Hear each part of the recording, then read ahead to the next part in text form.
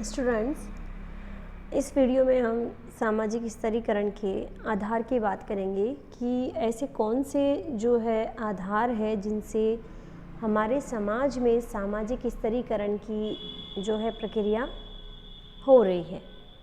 तो उन्हीं कुछ आधारों की हम बात करेंगे। समाज में समूहों एवं उनके भिन्न स्तरों के अध्ययन में समाजशास्त्री विभिन्न संरचनात्मक इकाइयों का प्रयोग करते हैं। इन संरचनात्मक इकाइयों में जाति, वर्ग, अभिजात, समूह तथा व्यावसायिक एवं पेशेजन्य श्रेणियां प्रमुख है।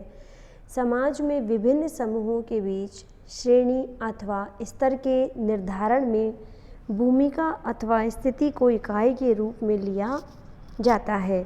समाज में स्थितियों एवं भूमिकाओं का श्रेणी में मनमाने ढंग से नहीं होता, बल्कि निश्चित मूल्यों एवं मानदंडों के आधार पर होता है। ये मूल्य आम सम्मति या वैचारिक सामंजस्य पर आधारित होते हैं। समाज के स्तरीकरण में जाति, वर्ग एवं शक्ति की महत्वपूर्ण भूमिका होती है। तो यहाँ पर हम कुछ आधारों की बात कर रहे हैं। सबसे पहले हम ले लेते हैं आयु।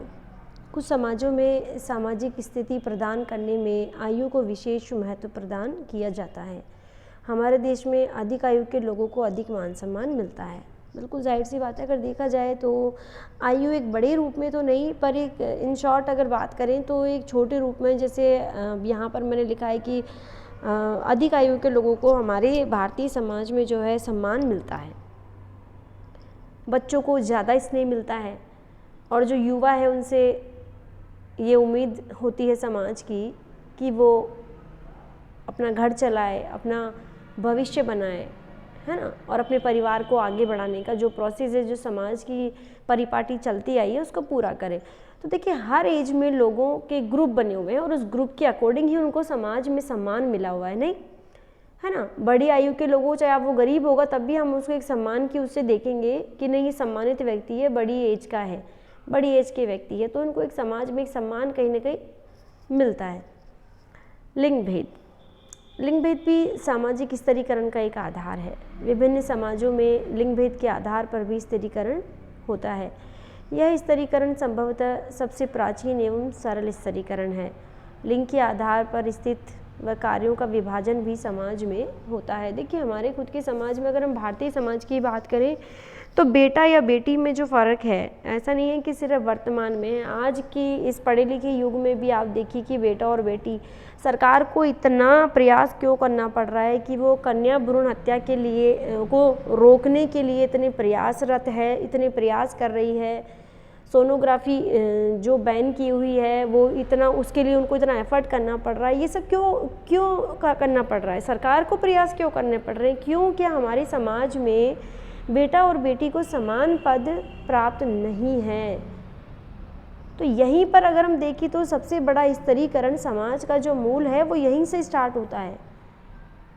लड़का और लड़की में जो अंतर है, क्योंकि लड़के को ऊंचा माना गया है, लड़की को नीचा माना गया है। लड़की के पैदा होने पर रोया जा रहा है और बेटे के पैदा होने पर खुशियां मनाई जा रही है, मिठाइयाँ बांटी जा रही है। तो जाहिर सी बात है, वहाँ पर क्या हो गया, एक स्तर बन गया, है ना। तो ये जो स्तरीकरण आ गया, ये लिंग भेद के वजह से है। और आप देखिए कि यहाँ लिंग के आधार पर भी जो है कार्यों का विभाजन भी होता है। हमारे समाज में तय है कि बेटियों को ये काम करना है, बेटों को ये काम करना है, बहुओं को ये काम करना है और उनके बेटों को ये काम करना है। बहुएं घर संभालेगी, बेटे बाहर जाके अपना कमाएंगे, है ना। यहाँ तक कि उनके खान पान तक में भी भेदभाव किया गया है। वहाँ भी स्तर बनाया गया है कि बेटों को अच्छा खाना खिलाएंगे, बेटियों को ये खाना खाना है।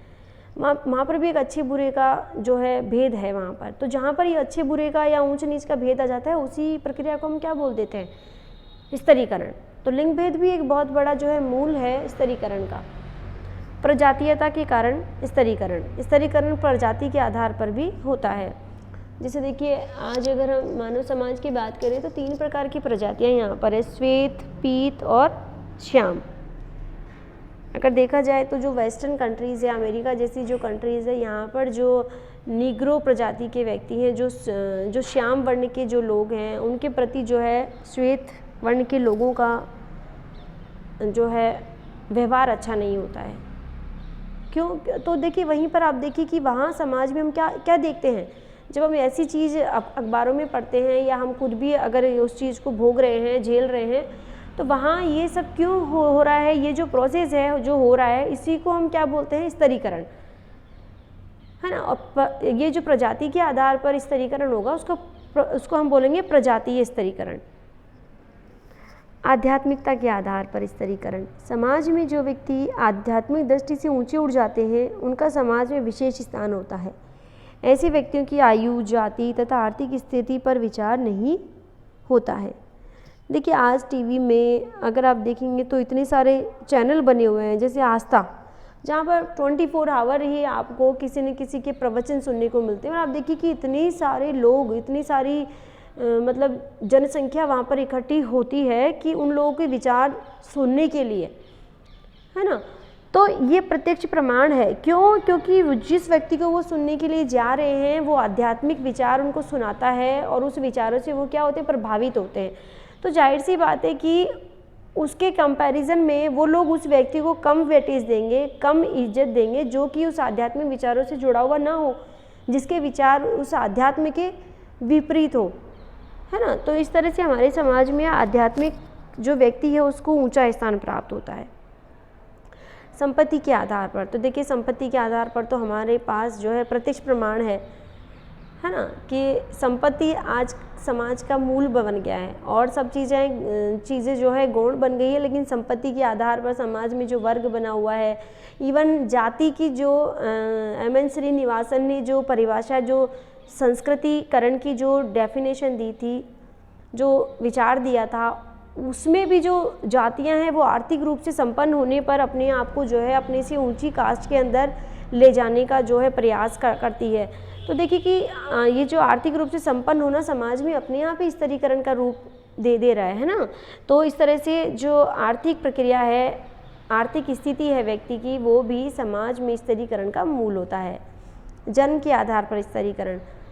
अब जन्म के आधार पर भी उच्चता एवं निम्नता को स्थान प्रदान किया जाता है। जाति प्रथा इसका एग्जाम्पल है कि जाति क्या है, जन्मजात होती है। जन्म जिसको जिस जाति में जन्म मिल गया वो उसी के अकॉर्डिंग उसको समाज में इज्जत मिलेगी, उसी के अकॉर्डिंग लोग उसको देखेंगे, है ना। तो इस तरह से जाति भी स्तरीकरण का एक आधार हो गया है।